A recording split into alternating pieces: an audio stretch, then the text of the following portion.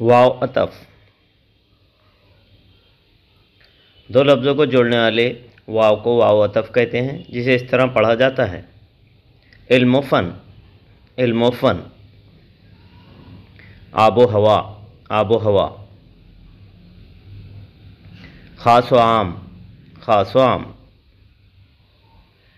ऐशो इशरत, ऐशो इशरत। तरो ताज़ा,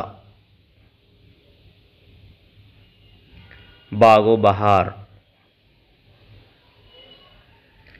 साफ शफ़ाफ, अमन व अमान। अमीर व गरीब, मशरिक़ व मगरिब। रंज व गम, अजीब व गरीब। फ़िक्र व अमल, फ़िक्र व अमल। जुल्म व सितम, जुल्म व सितम। इश्क व मोहब्बत।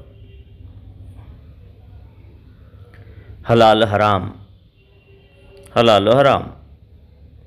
लैलो नहार, लैलो नहार। नामो नमूद। ज़ौक़ व शौक़, ज़ौक़ व शौक़। अर्श व फ़र्श, अर्श व फ़र्श। अदब व एहतराम, अदब व एहतराम। तख्त व ताज, तख्त व ताज। रहम व करम, रहम व करम।